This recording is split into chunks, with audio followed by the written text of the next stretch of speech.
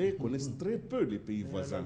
Je peux vous dire que si nous faisons un petit sondage sur les 9 pays voisins, vous demandez à 10 Congolais de nous citer simplement les présidents des 9 pays voisins, vous aurez voir que les Congolais mais à qui la faute? On va dire c'est la faute aux journalistes, c'est la faute à l'État, à la faute aux civistes, à la formation.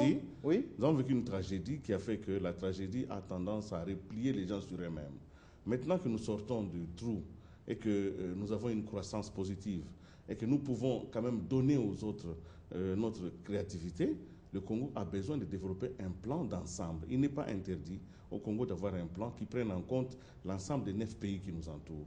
C'est ce leadership-là qui naîtra des intelligences congolaises, qui naîtra des intellectuels congolais et qui pourra être capitalisé par les politiques congolais. Oui, mais je vous pose cette question, on va dire brutalement. Lorsqu'on voit les troupes congolaises à Bangui, on a vu même au Parlement certains députés dire « Mais qu'est-ce que vous avez envoyé des troupes à Bangui alors que vous avez des poches d'insécurité chez vous, ça ne sert à rien ». Nous avons des devoirs pas comme Sassou qui paye les Nous avons des devoirs de solidarité. Oui. On ne peut pas les nier. Quand les Américains envoient des gens en Afghanistan, ça ne veut pas dire qu'aux États-Unis, il n'y a pas quelqu'un qui peut entrer dans une école un lycée et puis tirer.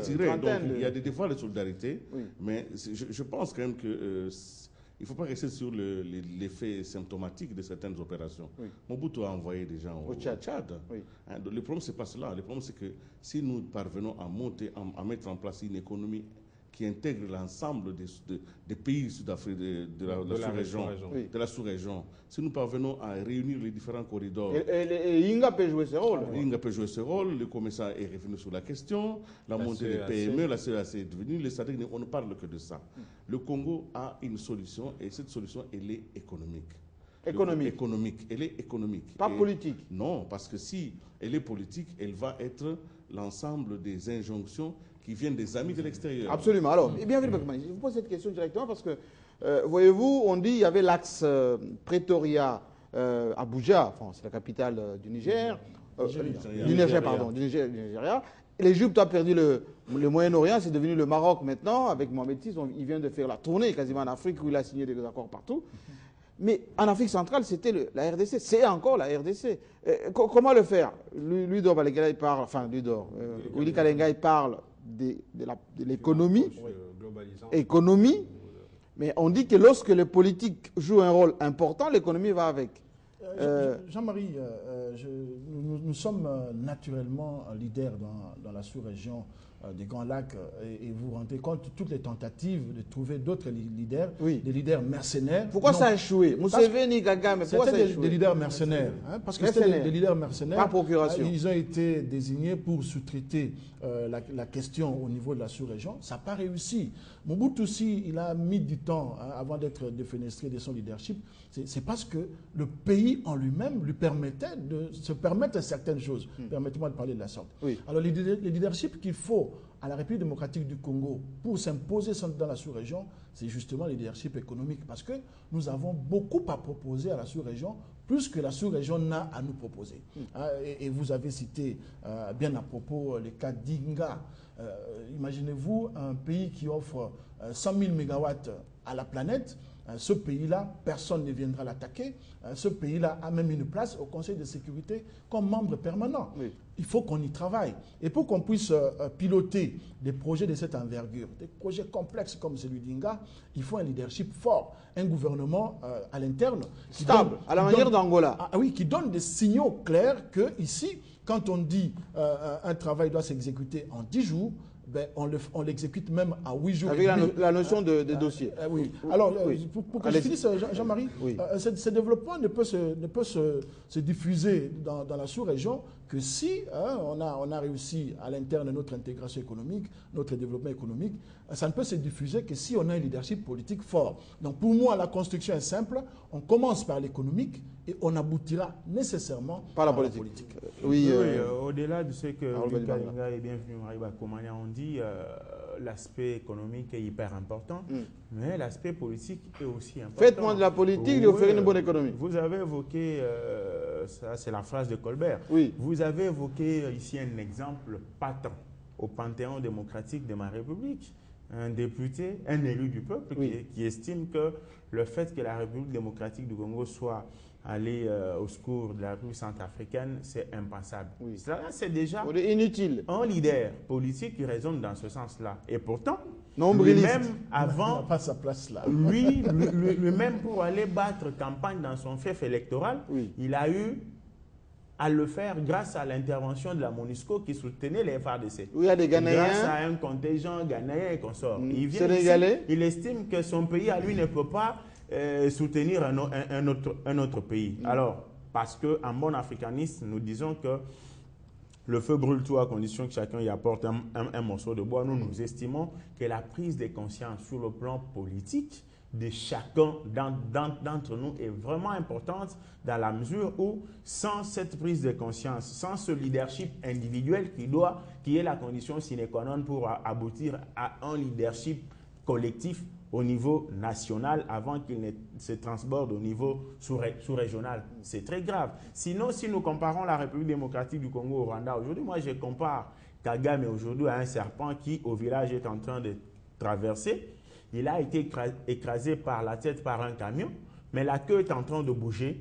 Et lorsque mais juste où il peut aller jusqu'aujourd'hui. Quand on écoute Mouchikouwa, il menace. Non, je dis que c'est un comportement intimidatoire qui, comme je le démontre, un serpent écrasé par la tête, lorsque les villageois passent par sa queue, ils se rendent compte que la tête est en train de bouger. Ils pensent que le serpent est en vie, continue à être venimeux, il fuit. Mais parce que la communauté internationale sait, parce que le Congolais sait que ce serpent est moribond, il est même tué, mais il n'y a que la queue qui bouge. Il n'y a pas de peur, il n'y a que de prise de conscience à prendre de part et d'autre, surtout dans le chef des politiciens, étant donné que sans la bonne politique, sans des politiciens vertébrés, l'économie ne va pas marcher. Alors, on va terminer par là. Juste passer un petit mot par rapport au contingent qui est à Bangui. Ceux qui estiment qu'il ne fallait pas déployer ce contingent, ils ne lisent même pas la Constitution. Parce que la Constitution de la République assigne comme mission à l'armée de défendre les frontières nationales. L'armée n'a pas pour mission de défendre les frontières nationales à l'intérieur des frontières. C'est déjà lorsque, à 10 km, l'armée peut déjà défendre les frontières nationales, ils sont dans leur mission. Alors qu'on a des réfugiés centrafricains qui sont à Mumbai. Et même les problèmes, la difficulté, nous porterons la plus grande responsabilité lorsqu'il y aura cette ruée de Centrafricains au niveau de la République. Il faut la stopper. Terminons le sujet par cette question, on va dire, capitale. Ou jusqu'où Kagame peut aller? Est-ce que dans cette guéguerre, on va dire, des communiqués d'expulsion contre expulsion, est-ce que nous, on peut jouer un rôle de médiation par rapport à cela? Nous, on peut jouer un rôle tampon parce que nous avons quand même, qu'on nous loue pas des Rwandais chez nous. Nous sommes Congolais, nous aimons le peuple rwandais, c'est un peuple frère. Parce que les mêmes types d'opérations peuvent se faire sur notre sol. Si, j'en arrive. Nous sommes Congolais, je disais, le peuple rwandais c'est un peuple frère. En aucun jour, nous déplacerons les frontières qui séparent le Rwanda de la République démocratique du Congo. Mais s'il faut faire une lecture symptomale du comportement de Kagame, où va-t-il? Il va dans l'abîme. Il va dans l'abîme. Ce qu'il est en train de faire, c'est quoi? C'est régler les comptes à ces pays amis du Congo. Au niveau de la SADC, vous avez vu qu'il a eu des problèmes avec la Tanzanie. Tout simplement parce que la Tanzanie fait partie de la brigade africaine sous le mandat de la MONUSCO qui a neutralisé avec l'aide importante de FARDC, le M23. Il a eu des problèmes avec la Tanzanie et aujourd'hui c'est avec l'Afrique du Sud. Demain ça sera avec le Malawi. Et donc... Et le Rwanda était contre d'ailleurs la présidence angolaise voilà, au niveau de la SADC. Donc c'est ça qu'il faut décrypter au-delà de ce comportement. Et je crois que la République démocratique du Congo n'a aucun intérêt à jouer une quelconque médiation. S'il y a quelque chose à faire, c'est dans le sens de ce que mon éminent confrère Bienvenu Bakumbani a suggéré, que plus on garde Laurent Kunda et Moutebusi et tous les autres petits bandits qui ont multiplié les veuves et les orphelins sur le sol de nos ancêtres au Rwanda, il faudra aussi à un certain moment songer à dérouler les tapis rouges aux opposants rwandais, parce que ce sont des voisins, ils peuvent trouver un asile ici. La Convention des Vienne leur donne ce droit-là, ils peuvent trouver asile au Congo. Et c'est la réciprocité du point de vue des relations internationales. Alors, si vous voulez, on y va maintenant avec ces sujets pour clore un peu ces clubs assez spéciaux aujourd'hui, consacrés à la sécurité, à la géostratégie. Parlons un peu de femmes, Kalengai. On sait que 50% à peu près de notre population, c'est essentiellement des femmes. Ce mois-ci de mars, c'est leur mois, c'est le moins qu'on puisse dire. Ce forum francophone au niveau de la francophonie, forum international, plus de 2000 femmes étaient venues ici à Kinshasa. Et ça coïncide avec le 8 mars. Geneviève Binagossu, ministre du genre. L'année dernière, pas de pagne. Cette année aussi, pas de pagne. Est-ce que la réflexion est plus que nécessaire que les réjouissances populaires auxquelles on s'était habitué ici? Bon, vous savez, Jean-Marie, c'est quand même assez difficile de parler des femmes, surtout dans leur absence. Oui, mais elles nous suivent, hein? Elles nous suivent le plus sérieusement possible. Notre pays a un devoir. Un devoir. Notre pays a une dette même à l'égard de la femme. Nous avons une dette puissante. D'ailleurs, moi qui ai publié un éditorial la semaine passée, je l'ai intitulé même « Aux femmes pardonnent ». Les femmes congolaises ont beaucoup souffert. Elles ont souffert des conséquences de la politique quand même, des hommes. Oui. Elles ont souffert parce que les choix qui ont été portés sur ce pays ont été des choix masculins. Là, vous les victimisez. Je ne les victimise pas. Dans une réalité sociologique, aujourd'hui, quand on parle de 6 millions de morts, quand on parle des femmes violées, ce sont des êtres qui étaient dans leur village, qui vivaient normalement leur vie, mais qui ont subi les affres d'une guerre qu'elles n'avaient pas, ces femmes-là, souhaité. Oui. Je ne connais pas une femme qui s'est mise à la tête d'une rébellion pour venir conquérir le pouvoir à Kinshasa ou ailleurs. Ceci dit, notre pays a fait quelques efforts pour aider la femme à, non seulement, parce que tout à l'heure j'ai suivi un peu mon ami bienvenu qui disait que nous devons effectivement compétir parce que c'est un combat de méritoire. Il dit les 30%, mais c'est pas une bonne chose. L'image que j'ai, et je lui renvoie cette image, c'est que c'est un homme qui est debout sur une table et qui voudrait mesurer sa taille avec une femme qui est à genoux sur le sol. Vous voyez, après ce moment-là, vous allez dire que vous êtes très grand parce que vous êtes debout sur une table et elle est à genoux. Mais lui réfléchit en termes de performance. Les performances, pour qu'il y ait des performances, il faut déjà que l'éducation à l'origine donne les mêmes chances et à la jeune fille et aux jeunes garçons. Et vous pensez que ce n'est pas le cas? Ce n'est pas le cas. Aujourd'hui, notre culture, notre civilisation dans ce pays fait que... Tendance à chosifier la femme. Non, quand on éduque une fille, on lui donne 2 directions. On lui dit, voilà, madame, on vous forme pour le mariage, pour que vous deveniez une force de reproduction des enfants. Oui. Et c'est quelque chose qui est inculqué à la petite fille.